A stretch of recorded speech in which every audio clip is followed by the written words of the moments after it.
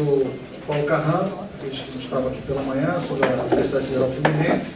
Meu papel aqui é facilitar a vida do professor Javier, que vai falar a sua exposição, o professor José Augusto Pacheco fará comentários e eu tentarei também fazer o controle do tempo. Mas eu não vou precisar, certamente.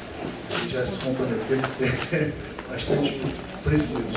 Bom, o professor Javier, Dr. Javier Lifshitz, da Unirio, vai falar sobre memória social e políticas públicas.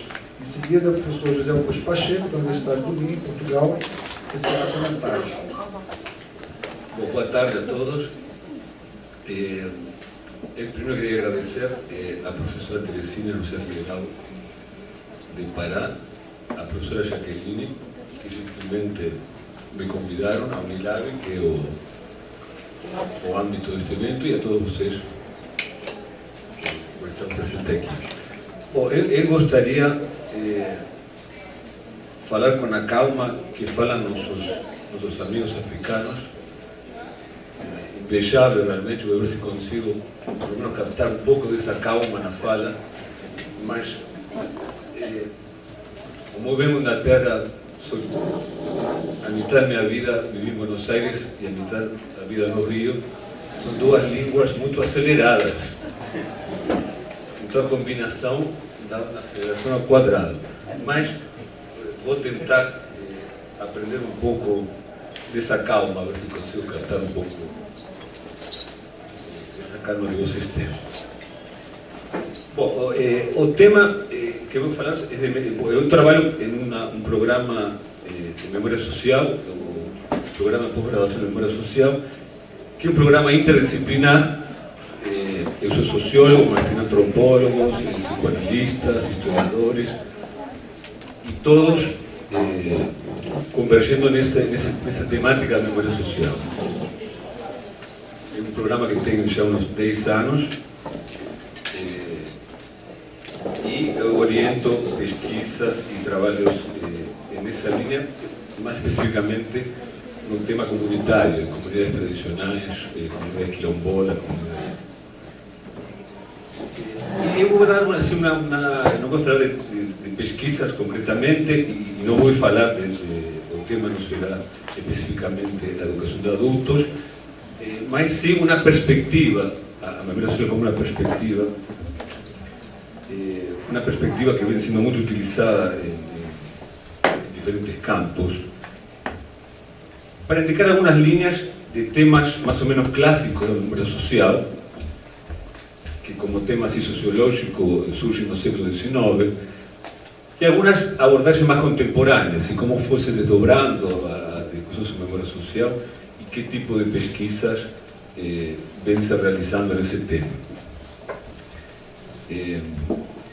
Para começar, a visão clássica da memória social no século XIX, que nasce praticamente junto com a sociologia, com um tema de reflexão sociológica, embora o tema da memória como uma função psíquica da psique humana tem uma história pretérita muito maior, como discussão no campo da sociologia começa no século XIX, com alguns autores que não vou citar aqui, mas em princípio com uma grande diferença entre memória social, memória individual e memória histórica.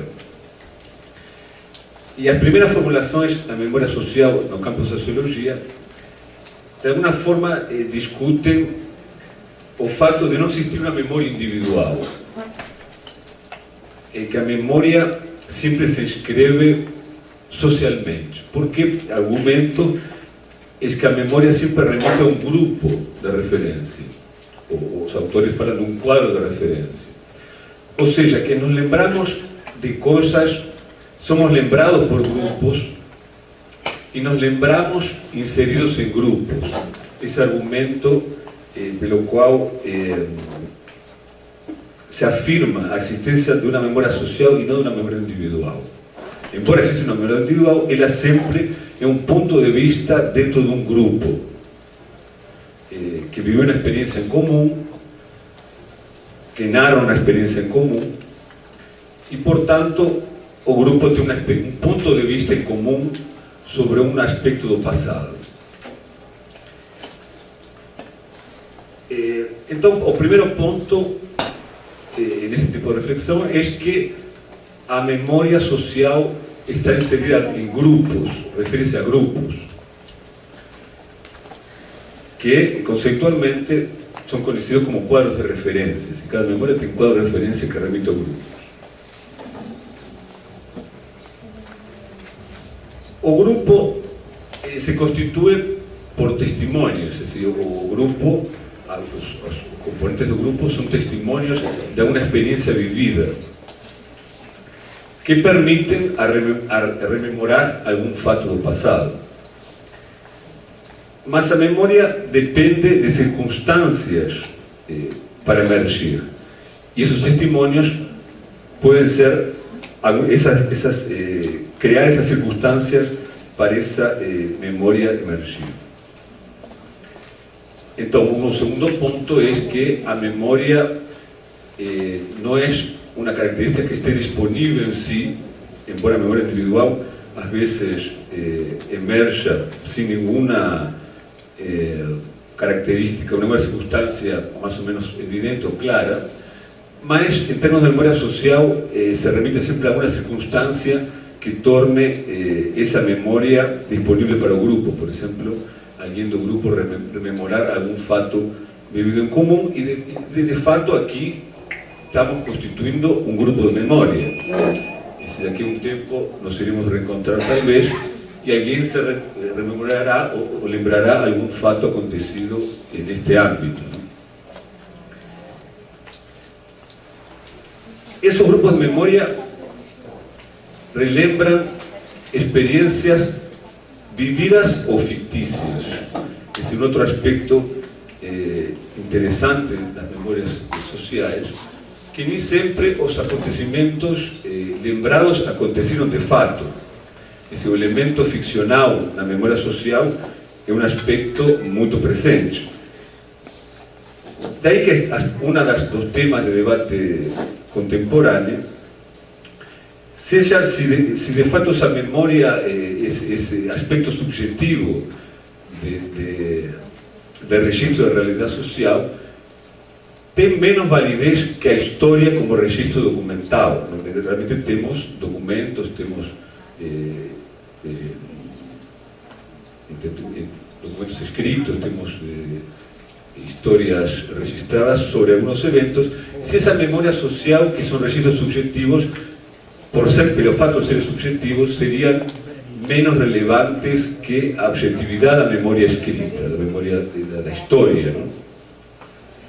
E um dos dobramentos desse debate é que tanto a memória social como a história constituem perspectivas sobre o passado de tanta validez uma como a outra. Em geral, em ambos casos, é necessário um processo de reconstrução dessa memória. Ou seja, quando se faz memória oral, se tenta reconstruir e ver elementos externos a esses grupos para corroborar fatos, para aprofundar fatos. E o mesmo acontece na memória, na história. A história também não é como vimos hoje na palestra da manhã, pelo fato de ser uma história positiva, com documentos e com instrumentos de validação, necessariamente é absolutamente real, também envolve elementos fictícios. É que participamos em múltiplos grupos de memória. Aqui, inclusive, dando novamente o exemplo aqui da sala, temos uma memória em comum, mas também temos subgrupos dentro deste grupo. E cada subgrupo constitui um grupo de memória. Ou seja que a memória, a diferença, e isso é uma abordagem mais clássica da história, veremos que também não é muito assim, seria plural. Quando temos uma história oficial hegemônica, uma narrativa única, os grupos de memória seriam plurais, porque dentro de determinado acontecimento, os grupos de memória se desmembram e ele diz, Colbach, neste caso, infinitamente. Grupos, subgrupos, cada vez mais pequenos grupos. E esses grupos, o indivíduo participa de vários grupos de memória y de cada grupo de memoria que participa, tiene un punto de vista diferente sobre la memoria. Voy a citar algunas frases más, acho que el tiempo no va a dar, mas una frase de Rousseau, un autor muy utilizado en el campo de educación, inclusive por crítica de educación, donde él avalía su proceso educacional y se coloca en varios grupos de memoria, grupo de memoria familiar, o grupo de memoria da escola, o grupo de memoria del lugar donde él moraba, y desde cada lugar él va tendo una visión diferente sobre ese proceso de su vida. O sea que al colocarnos en diferentes grupos, tenemos diferentes puntos de vista sobre ese aspecto del pasado. Inclusive grupos en los cuales no necesariamente vivimos alguna experiencia, ¿no? Tal vez puede ser grupos de memoria en los cuales estuvimos asociados o alguien nos contó de la familia o da propia escola. Por tanto, para la visión clásica, a memoria social está estrictamente asociada a un grupo, y a varios grupos, aliás, y ele diz que esquecer un período da vida es perder contacto con el grupo de memoria que le da sustento. Y una visión, a visión clásica está muy ancorada en los grupos. Si perder o grupo se desmembra, o grupo desaparece, desaparecería a memoria que sustenta esa experiencia.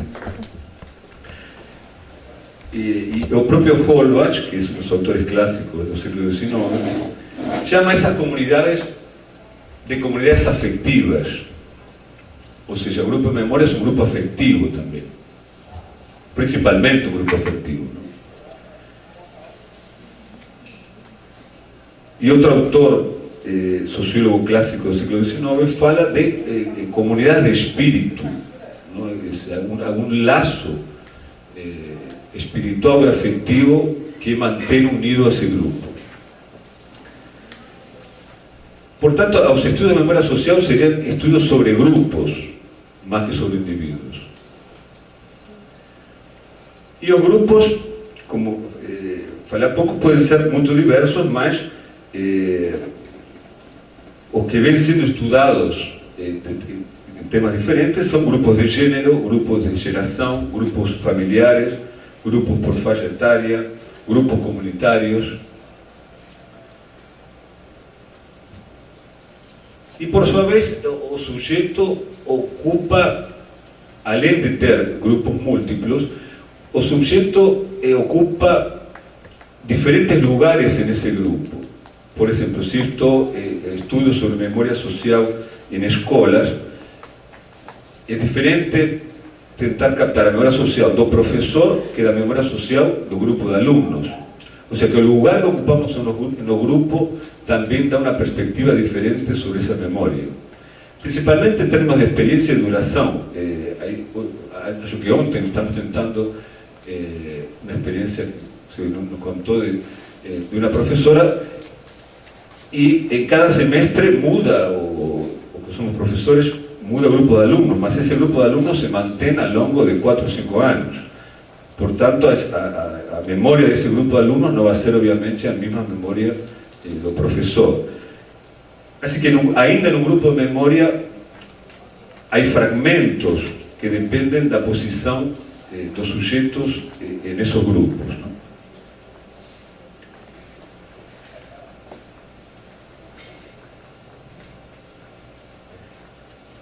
Mas,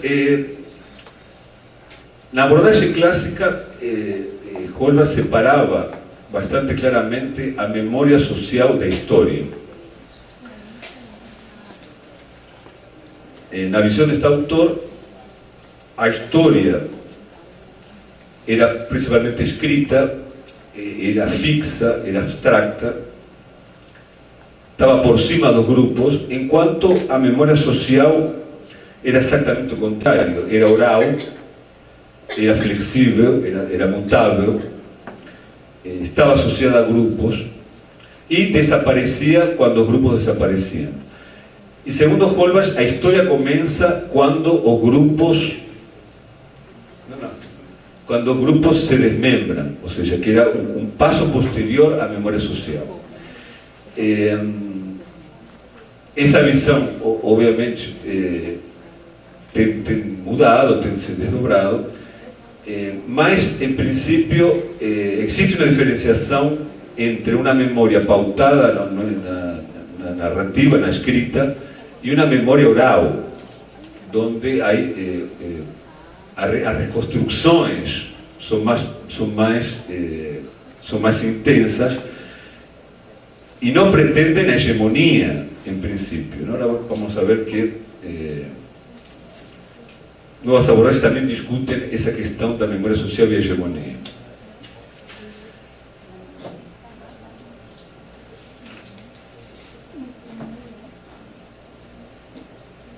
Outro dos temas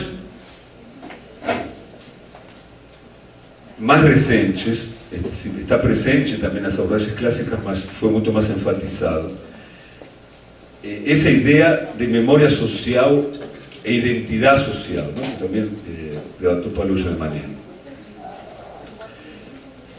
E é um tema que é muito relevante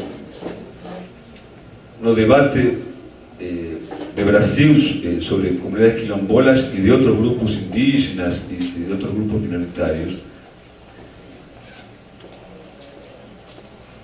Porque você, não sei se você sabe, pessoas que conhecem essa questão quilombola, a partir de certo momento se reconhece, o grupo passa a ser identificado a partir da própria autorreconhecimento do próprio grupo, ou seja, que a partir de uma gestão da Associação Brasileira de Antropologia, para reconhecer uma comunidade como quilombola, se tornava difícil do ponto de vista documental, porque muitas comunidades, a maioria, não tem documentos de comprovação de seus ancestrais. Portanto, se partiu para a ideia de um autor que chama-se Barthes, que tem um texto clássico sobre a questão de identidades e memória. Se partiu para a ideia de autorreconhecimento, assim que é a própria comunidade que se reconhece como quilombola. Assim que não se precisa nenhum artefacto, nenhum documento escrito que testimonie essa origem.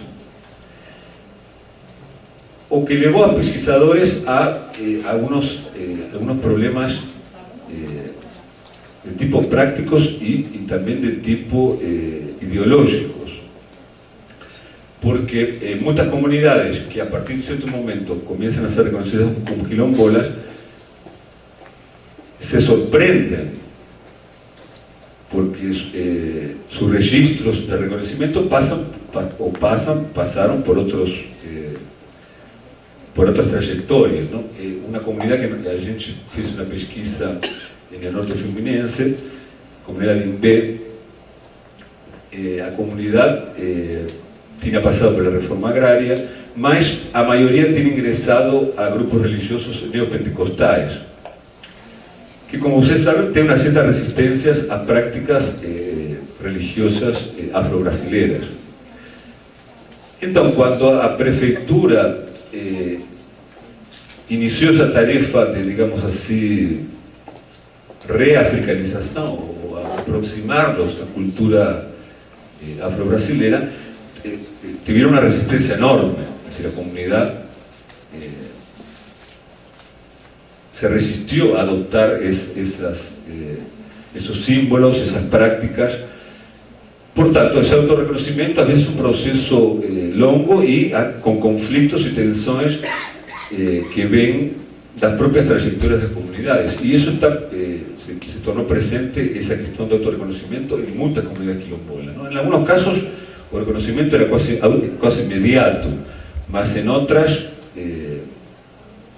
esa identidad estaba en tensión con otras. O sea, que a identidad del grupo, a memoria contribuye a la identidad del grupo, porque a memoria é o aspecto no qual o grupo reconoce aspectos do passado a partir dos quais se diferencia de outros grupos, se reconhece como próprio e a sua vez se diferencia de outros grupos. E a abordaje de Barthes para identidades étnicas es que no existen identidades étnicas pautadas en factores objetivos, como a cor da pele, como a língua, como a tradição. Mas que a identidade se define por a diferencia con nosotros. Por tanto, a identidade étnica sería una dimensión subjetiva más que objetiva.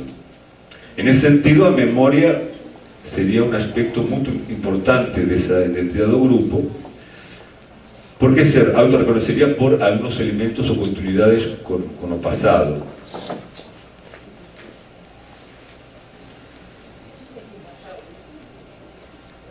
Otros temas clásicos de la memoria social era que la memoria social era un factor para la sociología clásica de integración social, o sea, que entre los diversos grupos de memoria llegaban a un punto de adecuación en sus discursos, un punto de entrosamiento, un punto de integración. Eso que a memoria, y la abordaje sociológica clásica de un autor como Durkheim, autor francés, decía que a sociedad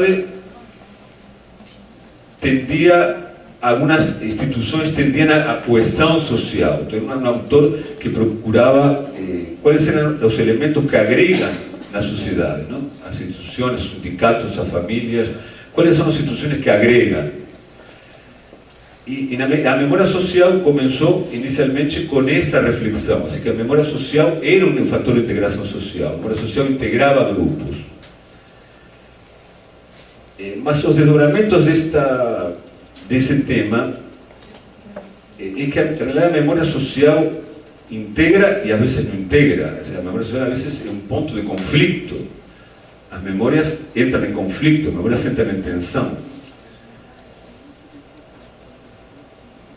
Así que hoy en día grande parte de los estudios de memoria hacen énfasis no tanto en la cohesión, más en la tensión entre memorias durante periodos. Veremos el caso ahora de Egipto, por ejemplo. Surgen memorias reprimidas, memorias que no estaban dentro de la memoria oficial, o que un autor, un autor contemporáneo, llama de memorias subterráneas. Es decir, memorias que estaban reprimidas, prohibidas, recalcadas, y que en determinadas circunstancias ellas pasan a esfera pública, pasan a se expresar na esfera pública. O caso, por exemplo, da perestroika, na Rússia foi muito claro, ciertas memorias que estaban, no aparecían, comienzan a surgir versiones diferentes de fatos.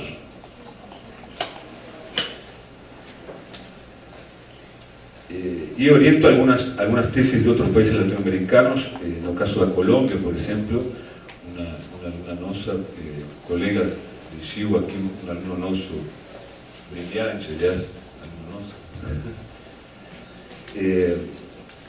donde él estudia precisamente qué acontece con las memorias políticas en la Colombia que no consiguen pasar a esfera pública, principalmente en las comunidades que fueron muchas masacradas de los conflictos entre narcotráfico, paramilitares, guerrilla, ejército.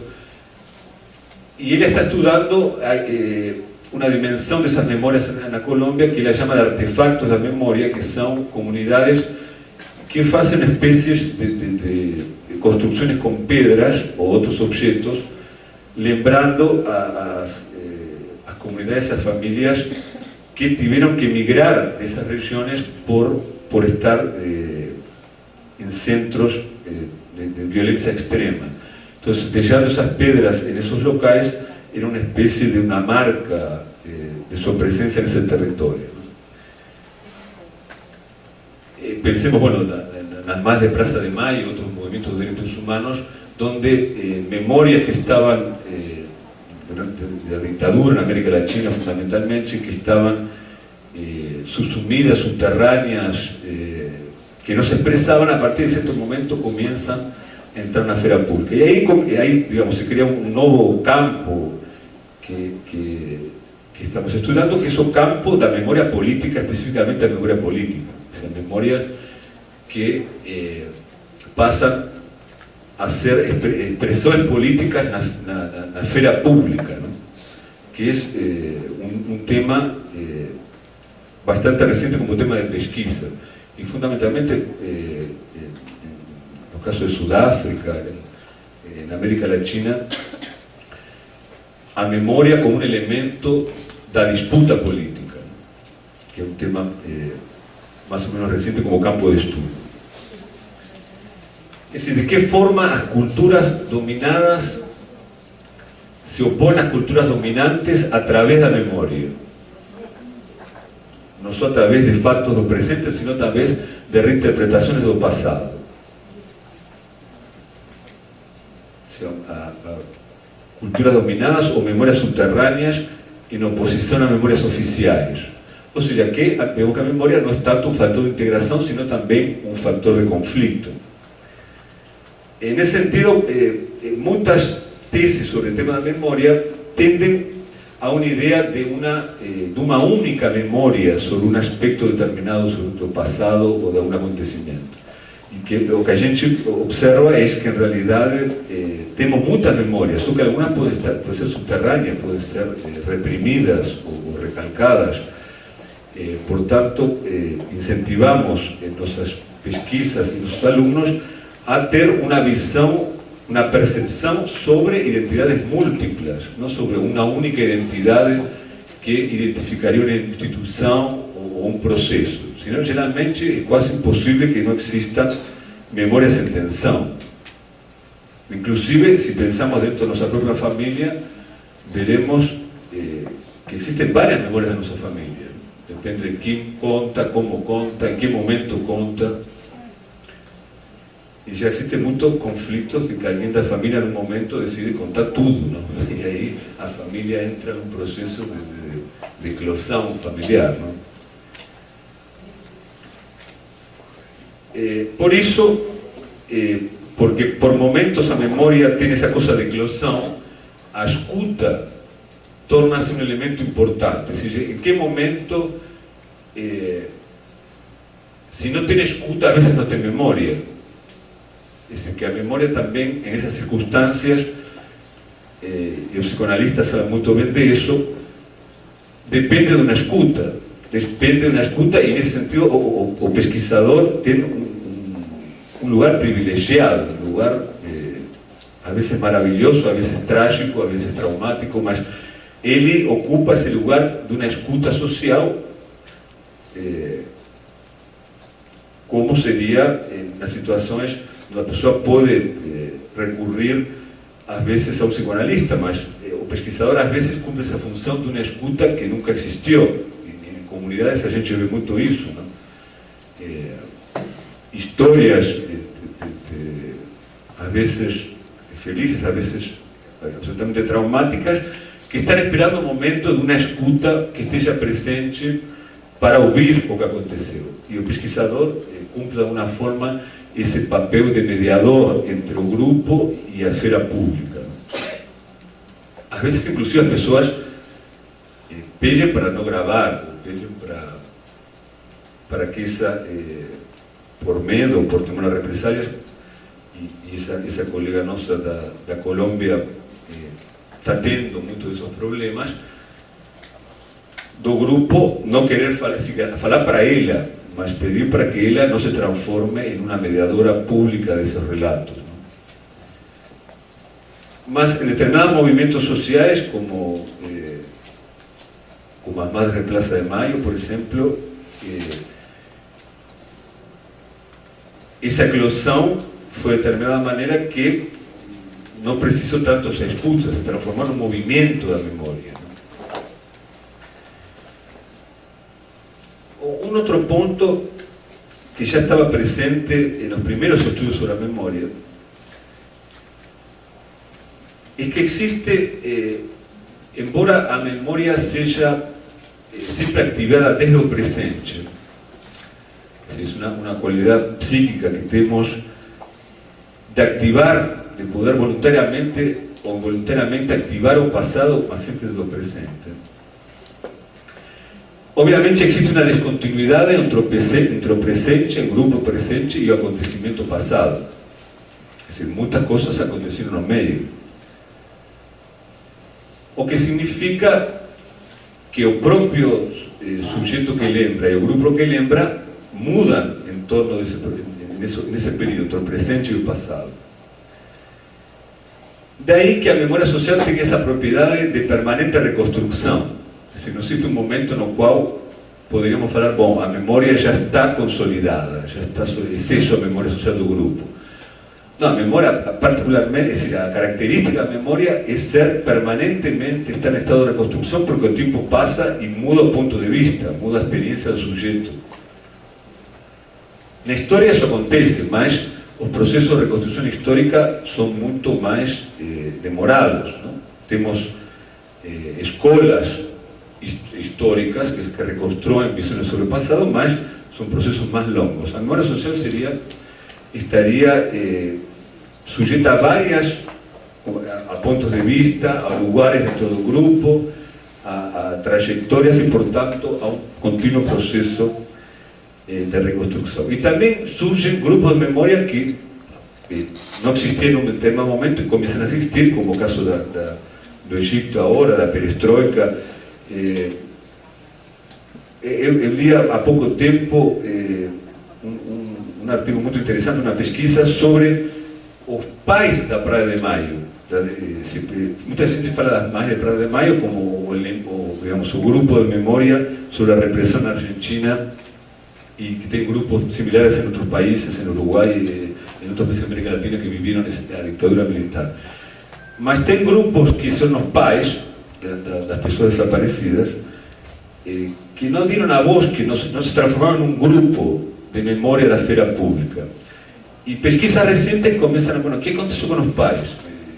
Acompanhavam o que aconteceu em todo esse processo de reconstrução de memória, e pouco a pouco também se foi reconstruindo a memória dos pais das pessoas desaparecidas, que não constituíram um grupo de pressão política, mas sim constituíram um grupo de memória que foi por muito tempo desconhecido. Então aparecem outro grupo de memória que em processos similares que chamam a atenção para aspectos que outros grupos não tinham chamado a atenção.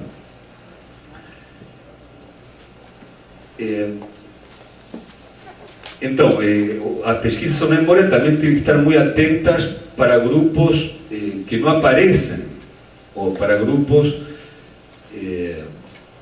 que por guerras civis, por conflitos armados, por alguma circunstância de temor a represálias, em determinadas circunstâncias não aparecem, mas sí aparecem em outras.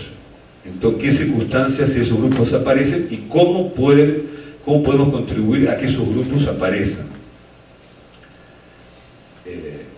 Considerando que a memória é um elemento importante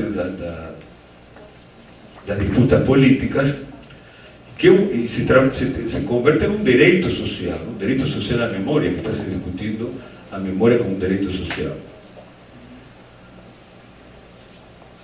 Outro tema mais metodológico é como estudar os conteúdos da memória.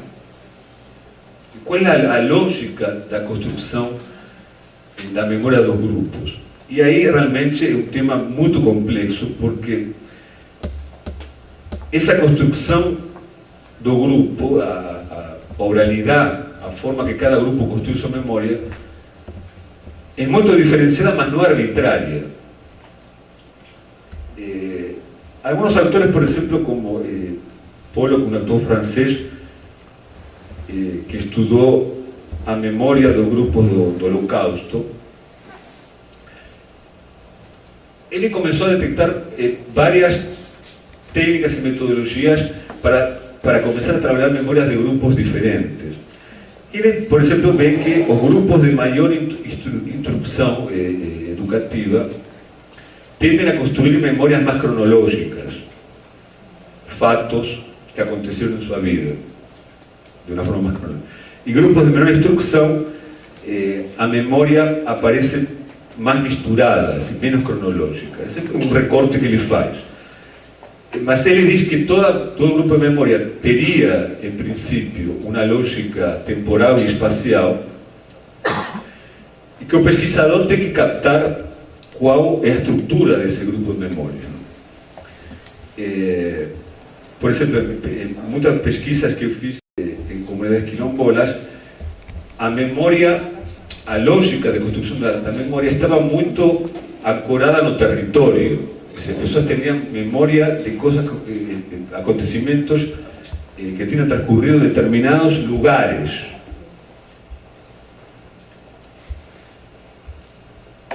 O grupo que tem mais registros da espacialidade que da temporalidade. Então, para trabalhar sobre conteúdos, é muito importante ver qual é a lógica de construção do próprio grupo.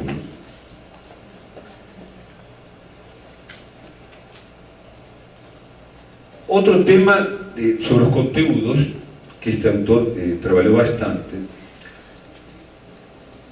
é precisamente o que não se diz, o não dito do grupo de memória, os silêncios do entrevistado.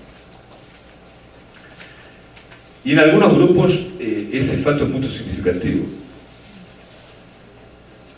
A ideia de memória e trauma, por exemplo, sugere que muitos temas não é que não sejam ditos, não podem ser ditos, porque estão associados a experiências traumáticas. As próprias vítimas do Holocausto começaram a escrever, Primo Levi e muitos outros autores, a escrever sobre o Holocausto muito tempo depois dos acontecimentos. Passaram aproximadamente uns 10 ou 15 anos até que começaram a surgir os primeiros textos escritos sobre vítimas do Holocausto.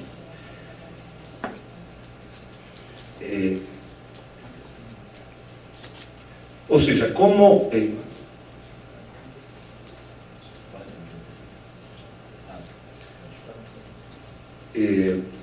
então, como o pesquisador faz com aquilo que não pode ser dito, com o silêncio do entrevistado, não? E o silêncio do entrevistado é uma narrativa, é um tipo de narrativa.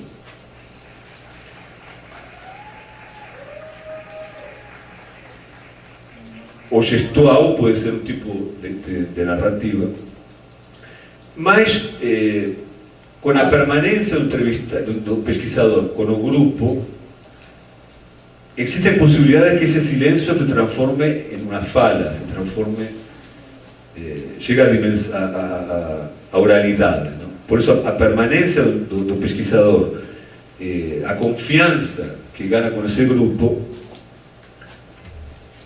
permite que algumas experiências proibidas, reprimidas, suprimidas, comecem a emergir. Por isso, nos aconselha que os estudos sobre memória sejam muito conjunturais. É preciso um laço afetivo entre o pesquisador e o grupo.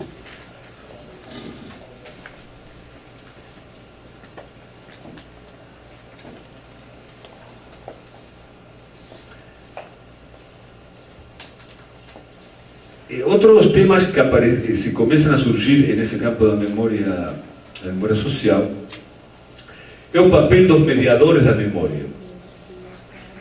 Fundamentalmente quando se trata de memória associada a movimentos sociais. E o mediador é o grupo que introduz a memória na esfera pública. É uma empreendedora, alguns autores falam de empreendedores da memória ou gestores da memória. Ou seja, quando essa memória é importante que ingresse na esfera pública, e o mediador, que não é necessariamente um partido, pode ser um grupo, pode ser um movimento, pode ser, torna a memória um elemento da esfera pública. Isso aconteceu em pesquisas que se fizeram sobre ditaduras militares, sobre apartheid em África, sobre vários observaron y hizo que en determinado momento para acceder a la esfera pública era necesario la construcción de mediadores. O que de alguna forma mediador encuadra memoria. Encuadra en un sentido no necesariamente cuestionable, sino encuadra en un sentido que da un conteúdo. Mas al cuadrar a memoria também torna-se guardião da memória. Então, às vezes, em pesquisas, a ideia do mediador e do grupo, às vezes, circula memórias diferentes. Por quê? Porque o mediador tem que ter uma memória pronta para a disputa na esfera pública, mas o grupo pode ter outras memórias que não necessariamente convergem com essa. É decir, que fazer, digamos, a pesquisa aos mediadores da memória não é a mesma coisa que fazer a pesquisa nos grupos de memória.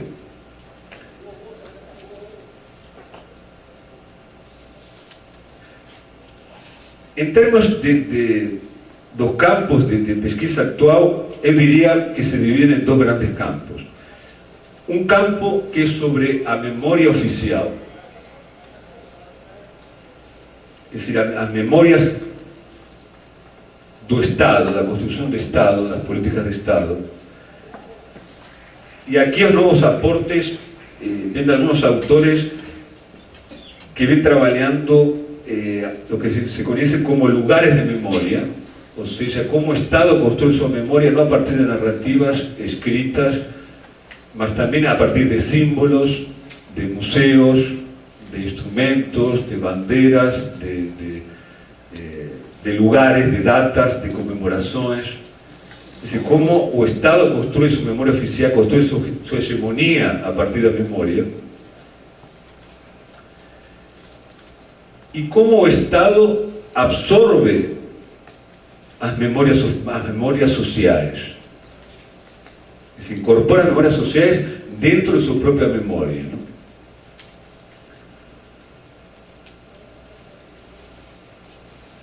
Ou seja, ampliar a ideia de memória de memória oficial ou de memória histórica, não só para narrativas, sino também para o que ele chama de lugares ou objetos de memória, ou comemorações, datas. E por outro lado, a memória de grupos. Agora, existe um campo onde estas duas temáticas se articulam, que é na ideia de memória social e políticas públicas. Por quê? Porque se articula o campo da construção de uma memória desde o Estado e o campo da memória do grupo beneficiado por uma política pública.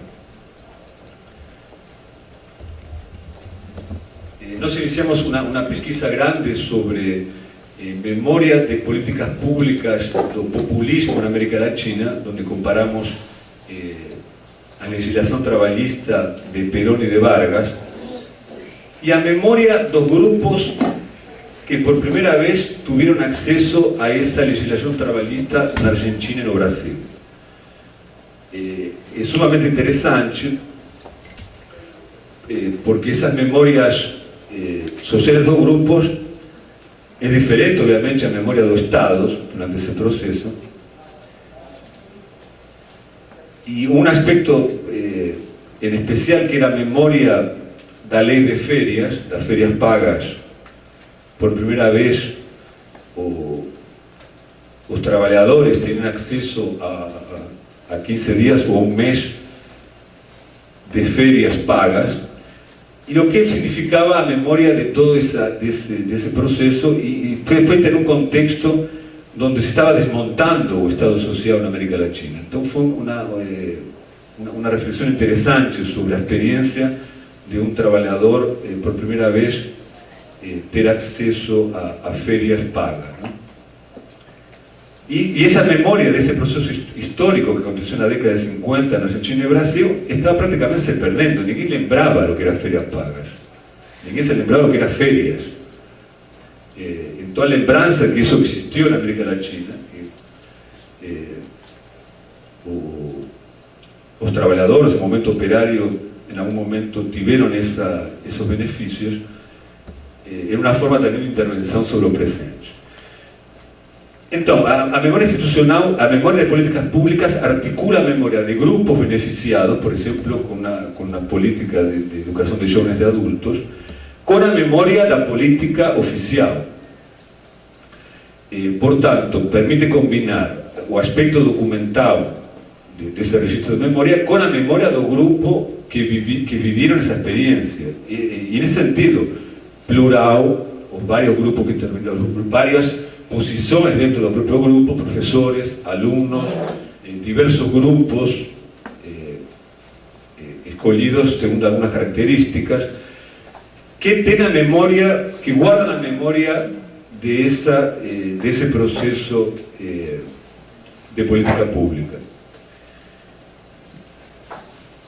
E eu queria, vou ler algumas coisinhas, eu queria lembrar que algunos campos de estudo, como os estudos de sociologia da cultura, en ese campo de estudios sobre a cultura, no caso inglés inclusive, que grande parte dessa escola de estudos culturais na Inglaterra surge da educação de adultos. Muitos desses professores, hoje em dia muito conhecidos, como Raymond Williams ou Thompson, estiveram associados à educação de adultos. E essa experiência de educação de adultos foi importante, por exemplo, para eles, para reconstruir a história da formação do movimento operário na Inglaterra. Es decir, un surgimiento de una nueva historia prácticamente que tiene influencia prácticamente en todo el mundo, ¿no?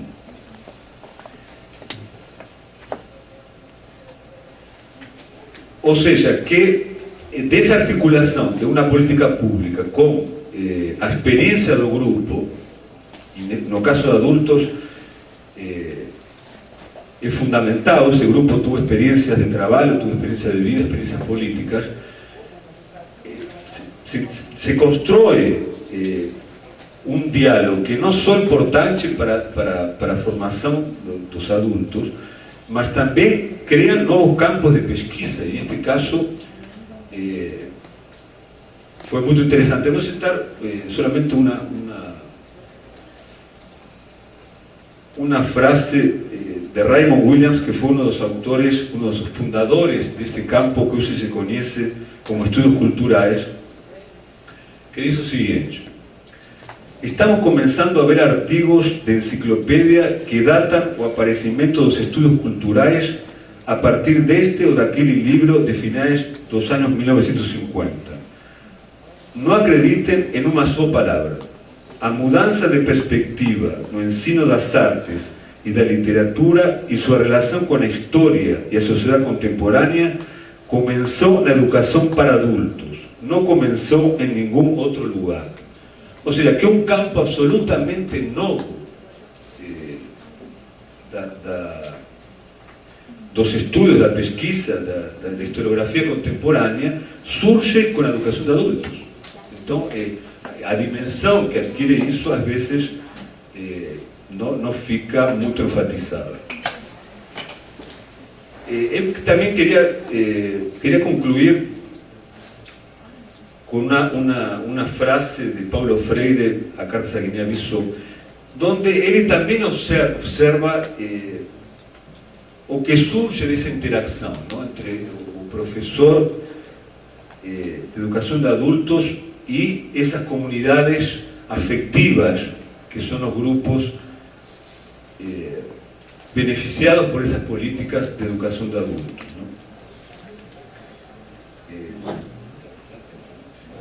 Vou ler duas frasezinhas. Ele diz o seguinte: nesse sentido, há muita coisa a ser estudada, feita e refeita na Guiné-Bissau.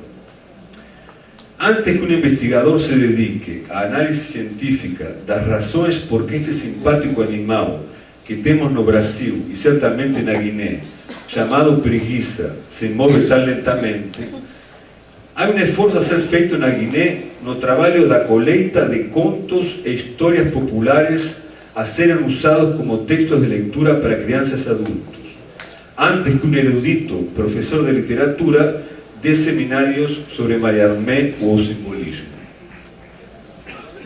A delimitação do que o conhecer ao nível mesmo da alfabetização de adultos quer dizer a constituição de seu conteúdo programático não pode ser pensada fora dos marcos da reorientação do sistema educacional global, que por sua vez tem de estar em correspondência com o projeto da nova sociedade.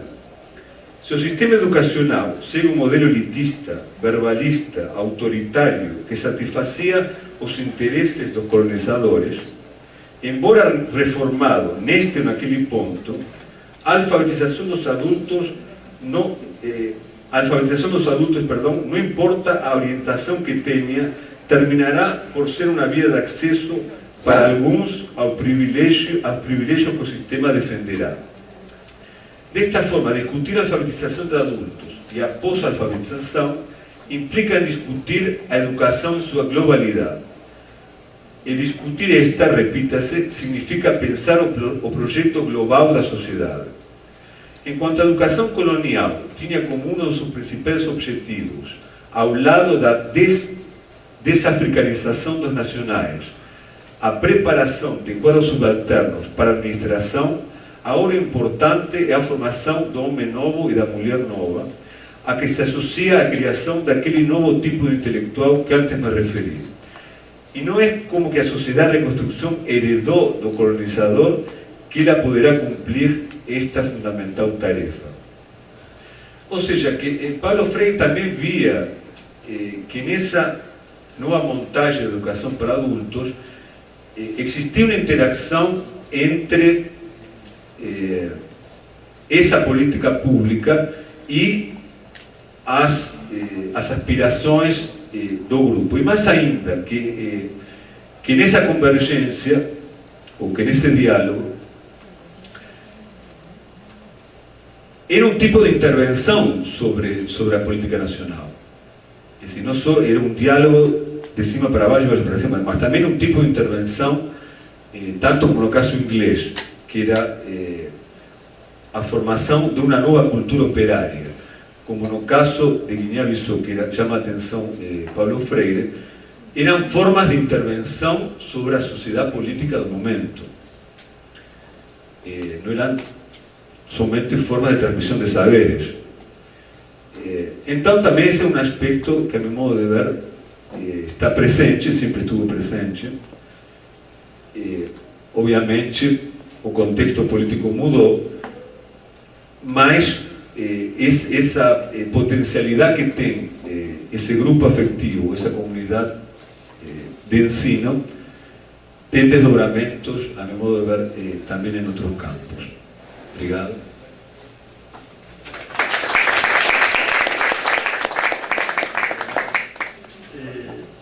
Para quem ouviu todas os aqui presentes esta intervenção, não deixará de dizer que ela é de uma profundidade bastante significativa e que se torna difícil fazer o resumo da mesma. Vou apresentar só algumas ideias fundamentais, já que depois temos o debate e esse será certamente mais enriquecedor que a minha própria resenha desta excelente intervenção. Eu julgo que Adier partiu da sua condição profissional e, sobretudo, da sua identidade, da sua memória profissional, diria assim, a de sociólogo, não é? E também de antropólogo, que tem desenvolvido pesquisa no campo da construção de memórias sociais, para nos trazer uma temática que é fundamental para a consistência desta rede de trabalho. já que o processo pelo qual a própria rede se vai organizando e mantendo passa muito pela questão das memórias sociais. Fundamentando-se em autores do século XIX e também autores do século XX e autores contemporâneos, começou por nos apresentar três tipos de memória: a memória social, a memória individual e a memória histórica. Embora depois, no desenvolvimento da sua intervenção, se tivesse prendido mais à memória social para falar das outras duas memórias, da individual e da histórica, eu julgo que elas estiveram sempre presentes. E esta tríade, memória social, memória individual e memória histórica, está sempre na base da sua intervenção. Quando se fala de memória social, fala-se essencialmente de memória de grupos. E neste particular desenvolveu questões como os testemunhos de experiências vividas, que vão permitindo a gênese e a afirmação dessas memórias, e apresentou a memória como a emergência social, que permite a rememoração e a construção de identidades, já que ela se baseia muito as identidades se baseiam muito em experiências vividas e experiências fictícias. E aqui entrou, e foi uma das temáticas também muito forte da sua intervenção, da diferença entre registro de memória e registro histórico, ou sobretudo registros subjetivos e registros documentais. Para discordar também que a memória social muito associada ao oral e a memória histórica muito associada ao escrito foi uma dicotomia que foi bastante conhecida no passado, mas que tentou atenuá-la com a sua intervenção, já que a memória social não pode ficar unicamente presa na questão do oral, e há outras formas, que já direi, de expressar e de reconstruir aquilo que ele entende por memória social. Daí que existem múltiplos grupos de memória, aos quais nós estamos interligados, e digamos, dos quais dificilmente nós nos poderemos desligar. As memórias ligadas à família, à escola, a tantos outros grupos do qual nós fazemos parte e que constituem, citando alguns autores, aquilo que denominou por comunidades afetivas e que outros autores denominam por comunidades de espírito, e que traduzem bem a questão da crença, a questão do sentimento, a questão da subjetividade que nos liga a estes grupos e do qual nós fazemos parte por diferentes laços de identidade. Por isso, e recorrendo sempre às suas palavras, o sujeito ocupa diferentes lugares em diferentes grupos, e é através dessa participação diferente e diversa que nós vamos reconhecendo nas nossas memórias que também somos agentes na sua própria reconstrução. Há um outro ponto da sua fala que é sobre os processos de construção de memórias coletivas. Falou essencialmente do autorreconhecimento das trajetórias das comunidades, sobretudo quando não há o registro escrito dessas comunidades, que o mais comum e o mais aceitável é o autorreconhecimento dessas trajetórias, e que a identidade, neste caso, sobretudo a identidade como expressão da subjetividade, é uma dinâmica de construção dessas memórias. e falou de várias dinâmicas de género, dinâmicas de grupo, etc., que estão na base da construção dessas mesmas identidades. Por isso, ele entende que a memória social é um fator de integração de grupos que contribuem para a sua emergência, mas essencialmente para a sua consolidação.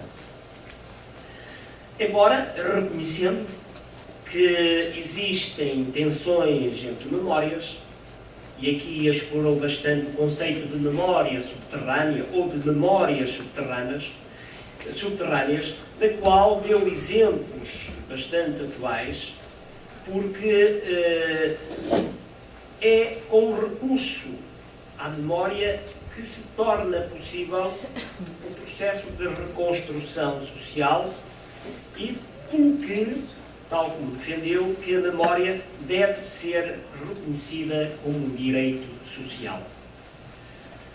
Há um outro aspecto que desenvolveu, que é o estudo do conteúdo das memórias, aqui reportando-se mais à questão da metodologia, e partindo das duas dimensões que defendeu, a dimensão temporal e a dimensão espacial, reforçou ideias metodológicas sobre o estudo das memórias, chamando também a atenção para dificuldades que surgem nesse mesmo estudo, principalmente quando temos de respeitar o silêncio dos entrevistados.